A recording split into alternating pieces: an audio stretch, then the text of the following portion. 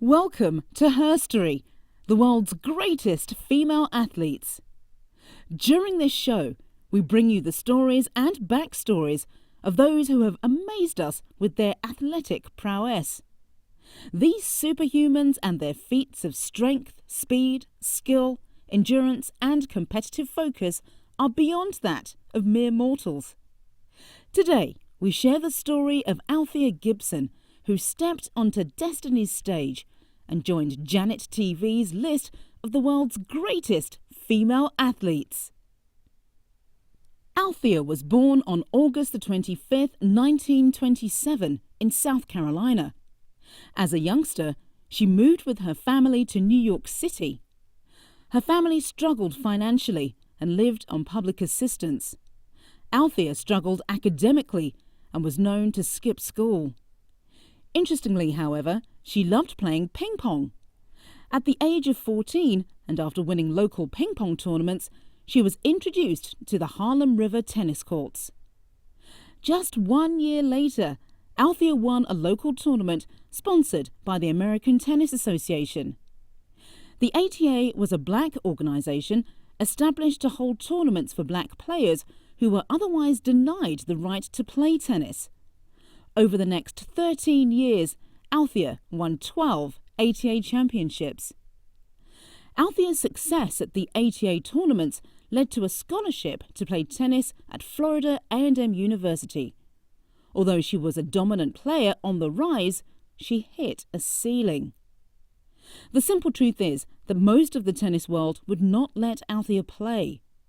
The white-managed sport was segregated in the United States.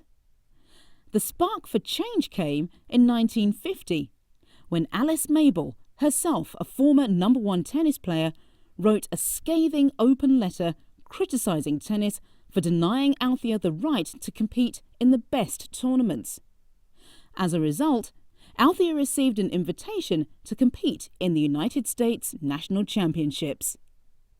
In 1952, she was ranked 7th nationally by the U.S. Tennis Association. After graduating from Florida A&M, Althea took a job teaching physical education at Lincoln University in Missouri. The State Department sent her on a goodwill tour of Asia in 1955 to play exhibition matches. Gibson gained confidence during the 6-week tour. When the tour ended, she remained abroad, winning 16 of 18 tournaments in Europe and Asia against many of the world's best players. In 1956, Gibson became the first black American to win a Grand Slam event, the French Open Singles Championship. She also won the doubles title. Later in the season, she won the Wimbledon Doubles Championship, the Italian National Championship in Rome, and the Asian Championship in Ceylon. She also reached the quarter-finals in singles at Wimbledon and the finals at the US Nationals, losing both to Shirley Fry.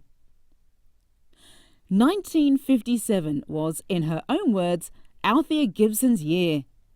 In July, she won Wimbledon, considered at the time the World Championship of Tennis. She was the first black champion in the tournament's 80-year history. Shaking hands with the Queen of England, she said, was a long way from being forced to sit in the coloured section of the bus. She won the doubles championship as well for the second year. Upon her return, Gibson became only the second black American, after Jesse Owens, to be honoured with a ticker-tape parade in New York City. A month later, she won her first US National Championship. In all, she reached the finals of 8 Grand Slam events in 1957, winning the Wimbledon and US National Singles titles, the Wimbledon and Australian Doubles Championships, and the US Mixed Doubles crown. She also finished second in Australian Singles, US Doubles, and Wimbledon Mixed Doubles. At season's end, she broke yet another barrier as the first black player on the US Whiteman Cup team, which defeated Great Britain 6-1. In 1958, Gibson successfully defended her Wimbledon and US National Singles titles and won her third straight Wimbledon Doubles Championship with a third different partner. She was the #1 ranked woman in the world and in the United States in both 1957 and 1958, and was named Female Athlete of the Year. She also became the first black woman to appear on the covers of Sports Illustrated and Time magazines. In 1959, standing 5 feet 11 inches and with power and tremendous athletic ability, Althea turned professional after having won 56 singles and doubles championships as an amateur. As a pro, Althea won. Despite her success on the court, she made very little money as a player, a reflection of the times in general and discrimination in the sport. She made financial ends meet with sponsorship deals and the support of her husband, William Darban, whom she married in 1965 and divorced in 1976. The athletically gifted Althea also took up golf during this time. In fact, she made history again as the first black woman ever to compete on the Pro Golf Tour. During this period, Althea pursued other interests. A talented vocalist and runner-up in the Apollo Theatre's Amateur Talent Contest in 1943, she made her professional singing debut at the Waldorf Astoria Hotel in 1957. She released an album in 1959. She appeared as a celebrity guest on the TV show What's My Line and was cast as a slave in the movie The Horse Soldiers, which was notable for her refusal to speak in the stereotypic Negro dialect mandated by the script. Her first memoir, I Always Wanted to Be Somebody, was published in 1960. Following her retirement in 1971, Althea was inducted into the International Tennis Hall of Fame. Althea Gibson, a legendary member of Janet TV's list of the world's greatest female athletes.